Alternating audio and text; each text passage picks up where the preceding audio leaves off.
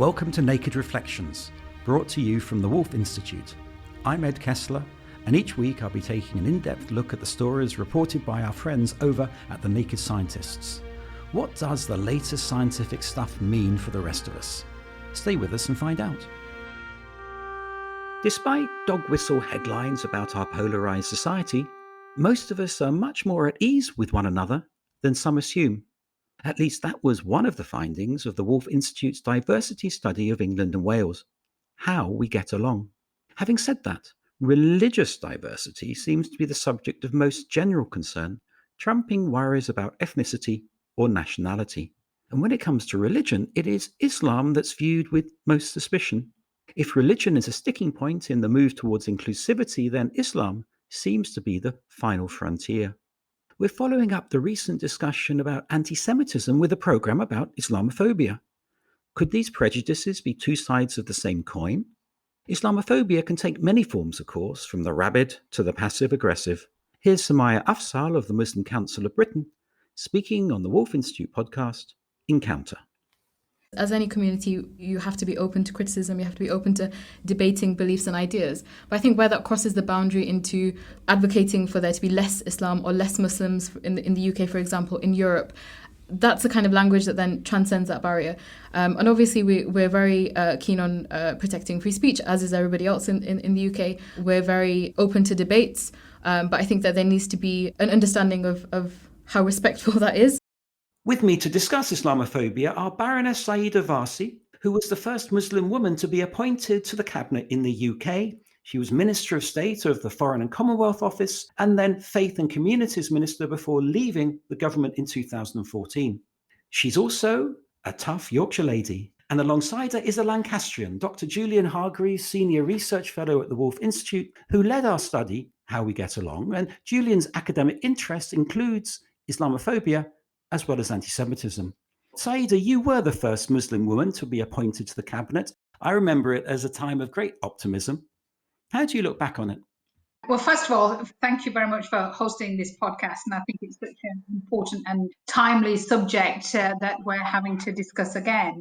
And interestingly for me, during lockdown, I'm sure like many other people, you've been tidying out old cupboards and files, and I've been tidying out old paperwork and came across lots of things from my time in government, including the pictures of me attending my first cabinet meeting in this pink shalwar kameez. I was looking through letters that people had sent me during that time, and it was a really great moment of optimism and hope. It was the first time that the Conservatives were back in power, albeit in coalition, after many years. And it was the first time that we had a coalition cabinet in recent history. And the people around the table that I had the privilege of serving in cabinet with were huge characters. So people like Ken Clarke and Dominic Grieve and David Willits and Justine Greening. And one of the things that I was reflecting on was just how many of those people who I considered to be kind of big giants within the Conservative Party were simply no longer there, and just how much politics had changed and how much, therefore, I think, unfortunately, the tone of politics has changed. So I definitely think it was a more optimistic time. So it was a more optimistic time. And Julian, Islamophobia as a term, it seems to be younger than anti-Semitism. Does that help us understand or define it? Well, you're quite right. Islamophobia is a younger term than anti-Semitism.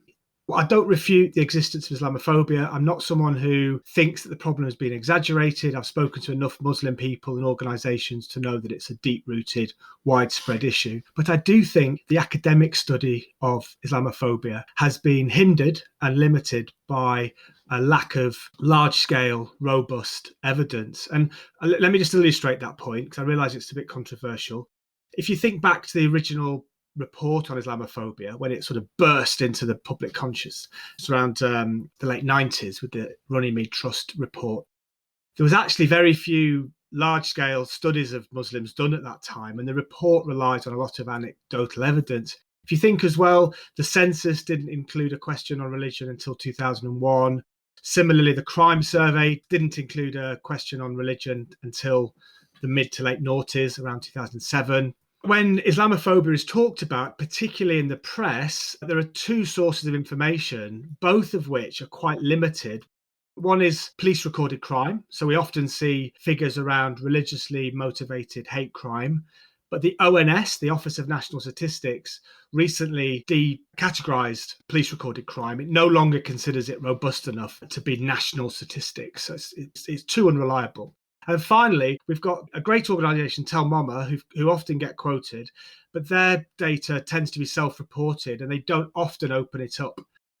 But Baroness Farsi is one of the key people in this country who's publicised and done more, I think, for Muslim communities than many MPs and other organisations. I do think we're still slightly limited by not just the lack of evidence, but the lack of use of evidence as well.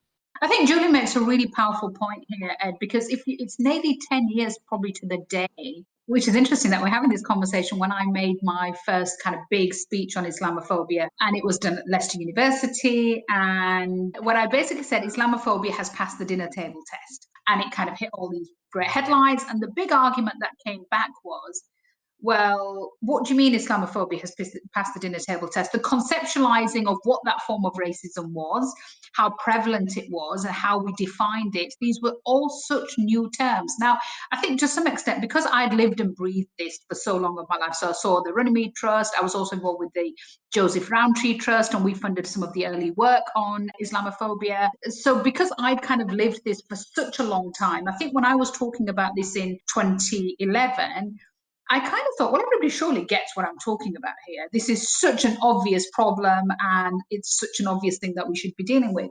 And what fascinated me was how at a policy level, people were unfamiliar with the term, unfamiliar with what it meant, how I was trying to explain it to people, how I was now saying, actually, it wasn't just the kind of racism that we grew up with in the streets where somebody came up to you and called you names and maybe roughed you up a bit. It crept into civil society, and the way in which you could identify either in press rooms or think tanks or even in public policy areas, it was much more subtle than that. And to try and explain that in a way it's the kind of dinner table conversation that happens in respectable homes.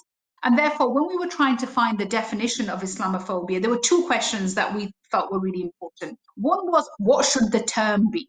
Because there's been this huge debate about, should we call it anti-Muslim racism? Should we call it anti-Muslim hatred? Should we call it Islamophobia? And although Islamophobia is not a perfect term, the overwhelming evidence that the All-Party Parliamentary Group on British Muslims heard, and we went across the country on this, was that Islamophobia is probably the most widely recognized and most widely used word. So although it's not perfect, that's the term. And also victims particularly would use the word Islamophobia. So it was the word of choice for those that had been subjected to this form of racism. And therefore we went with that.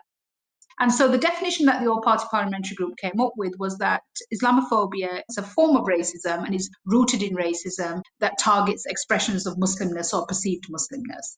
And that covers everything from buildings to people, as well as kind of other symbols. Julian. I can perfectly understand and see the rationale behind the approach to the APPG definition, I should say. But I thought, if I'm honest, it was a bit of a missed opportunity. I absolutely agree that Islamophobia has a relationship with racism. I think that Muslims, to an extent, are, forgive the language, sort of lumped together as a race might be, and discriminated against on that basis. But I think the actual definition suffers from a little bit of sociological jargon, which I think is perhaps likely to be misunderstood at kind of street and community level. The idea of Muslimness or perceived Muslimness, I think, is heavily rooted in the academy at a time when, for instance, the definition of anti-Semitism, we talked earlier about the relationship, is really understood as the hatred of Jews.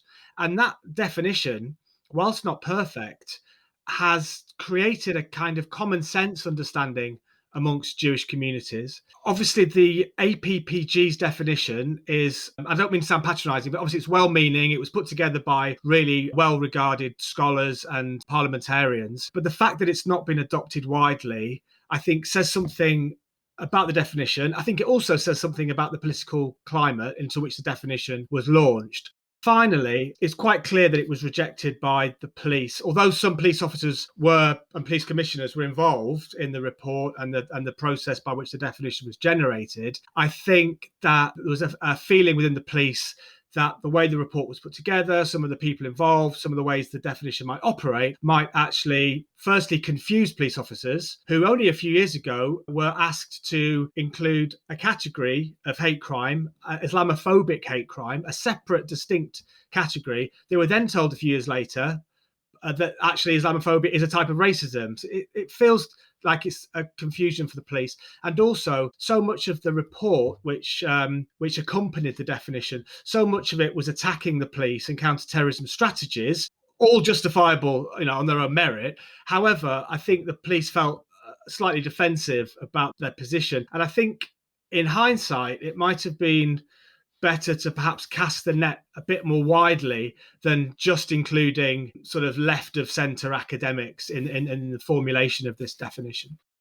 So I think where I agree with Julian is the fact that this definition was couched in the political climate, which is deeply hostile to British Muslims. And so therefore, what's telling about the definition, which actually I would disagree with Julian, has been widely adopted. So politically, it's been adopted by the Labour Party, the Liberal Democrats, by the Welsh parties, by the SNP. In fact, it's even been adopted by the Conservative Party in Scotland. The only people who didn't adopt the definition was the current Conservative Party in Westminster. And I think there's no doubt that the current Conservative Party in Westminster has a fraught relationship with Muslims. I think is probably the nicest way that I can put it. What was important for me in this definition was that just like all communities, the British Muslim communities are very diverse, and to try and unite them behind a definition was an impossible task. I mean, if it was an impossible task to unite British Jews of a couple of 100,000 behind a definition, to try and unite a community of millions behind a definition was a huge mountain to climb.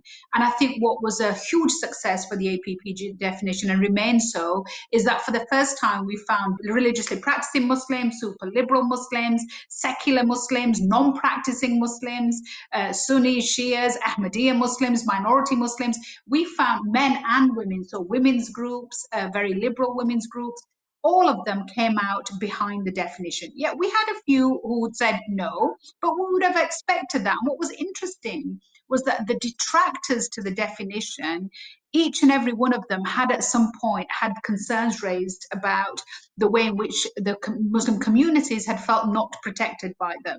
So I think where I would disagree with Julian is that I think the definition is understood. I think the definition is widely supported, particularly widely supported amongst British Muslim communities, which is the community that it seeks to protect, that it has the support of dozens of academics, I think over 100 now, and they're not all left-leaning academics, although most academics generally lean left. So, that's just the academic world. And it has the support of all political parties, including the Conservative Party, except for the Conservative Party in Westminster. The tragedy is that this is all being done in the backdrop by a party in government who is itself embroiled in numerous hundreds of cases of Islamophobia, and an inquiry that should have reported nearly a year ago, which is still, kind of lying and has absolutely has made no progress. It's an inquiry to which I have given evidence, and I've been deeply disappointed in the way in which even my own kind of evidence session has been handled. So I think it's really important for us to be careful to divide the toxic political environment that we're in around Muslims, and particularly their ruling party's relationship with Muslims, and what I think is a very good working definition, non-legally binding working definition. That's what this is. This is not asking for law change, just like the IHRA definition isn't. This is a good building block. And I think now what we need to do is stop talking about what the word should be, stop talking about what the definition should be, acknowledge that there's a problem, and start coming up with some policy proposals that start to impact on people's everyday lives. You're listening to Naked Reflections with me, Ed Kessler, and my guests this week are Saeed Avasi and Julian Hargreaves. We're talking about Islamophobia. One of the things that gets people hot under the collar, if that's the right phrase, is women's headgear. Here's Samaya Afzal again, a Muslim woman who wonders what all the fuss is about. In most, if not all cases, anyone who was to be a witness or to take the stand in that kind of environment would, be expected and would oblige and take it off. Same with, going into places like banks and places where, faces need to be seen. There's no problem in asking someone to remove that veil. And I think that that's one of the common misconceptions that, once someone wears it, that's it. You can't speak to them, they're cut off from you. But I think that those lines of communication are always there. Saida, I'd like to explore in particular Muslim women who suffer disproportionately from abuse on the street, presumably because of their visibility, or is it a version of misogyny? I think women are easy targets generally for hate crime because hate crime is predominantly perpetuated by men, and therefore it is an easier target. But secondly, visibly Muslim or visibly any kind of religious community are more likely to be targeted because they're easily identifiable. I think if you and I had walked down the street, I'm not sure people would immediately say, well, he's Jewish and she's Muslim. Whereas I think if somebody walked with a kippah or a headscarf or a turban, that's why so many Sikh communities are attacked, perceived to be Muslim. What's really worrying is that often these victims will themselves talk about their own embarrassment and shame at having been attacked. Having suffered these quite serious attacks, they then don't report it, don't talk about it, somehow feel that it was their fault, that they were in the wrong place at the wrong time. And it causes deep-rooted long-term problems with people giving up work, being fearful about being independent, about doing things for themselves. And if you look at the statistics from Taumama, overwhelmingly women are overrepresented in the victims. Is there a danger, and I recognize this from all minority communities, where there's a sense of being the victim, being persecuted? I just wonder whether it feeds into that, whether the work of Tell Mama or the work of CST, the purpose of which is to identify examples of anti-Semitism, Islamophobia, they're actually motivated to look for it. I wonder, Julian, first of all, you, in terms of actually putting together the evidence, whether we're in danger of falling into that trap. Oh, it's a tricky question to answer because at the heart of that sort of question is really issues around whether the problem has been exaggerated or exploited or somehow weaponized to form a grievance, which is then itself used as a sort of political tool. And those kind of questions often sort of pit themselves, if you like, or people who ask them often sort of fall into the trap, I think, of implying that, in fact, Islamophobia has been exaggerated or perhaps has been weaponized. So I think it's important to say, as Saida quite rightly said, that women are particularly prone to being victimized by Islamophobia. I think we both agree that the problem is widespread and deep-rooted within British society. I think that organisations such as CAGE, which is, you might say, a sort of anti-counter-terrorist advocacy group, a campaign group which campaigns against counter-terrorism, and groups like MEND, which purport to represent the interests of British Muslim communities, often make statements about Islamophobia which are less than helpful. So CAGE, for example, often likes to portray any and every aspect of the British government as deeply Islamophobic, which I think is just empirically wrong. And MEND in the past, the head of research a couple of years ago said that conditions in our country were almost like a precursor to an anti-Muslim genocide, which I just think was wild and inaccurate and deeply unhelpful. Saida, let's talk about where it's coming from, Islamophobia, anti-Muslim hatred and perceptions of Muslimness and so on. Is it simply a white, male, far-right problem, or is it much more prevalent as far as you're concerned? On the street, it is, anybody who decides to take a pop at somebody who appears to be visibly Muslim. But, I've experienced this in the corridors of power. I've experienced it in the way in which expectations about Muslim communities are different, the tropes about Muslim communities.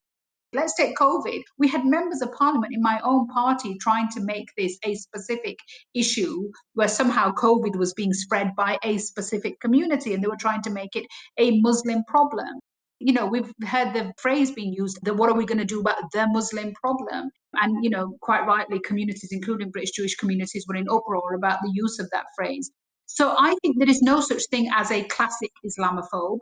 They tend to be predominantly white. They tend to be predominantly male. They tend to be predominantly from the right of politics. The kind of Islamophobes that I come across are fairly educated, respectable people, academics, people that you'd find in newsrooms, people that you'd find in politics. Islamophobes, just like anti-Semites, don't come dressed in swastikas and looking like Nazis. We see them in all walks of life.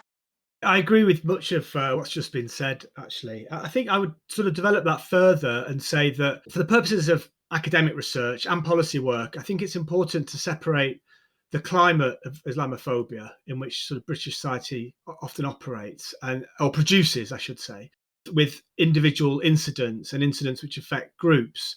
So just to illustrate that a bit further, I think large-scale studies of the British media, particularly the British printed media, have demonstrated, in fact, shown fairly conclusively that newspaper editors and journalists relate Muslims and Islam to violence and conflict and hatred far more often than they do to anything more positive. So that association within the press has been conclusively established, conclusively determined.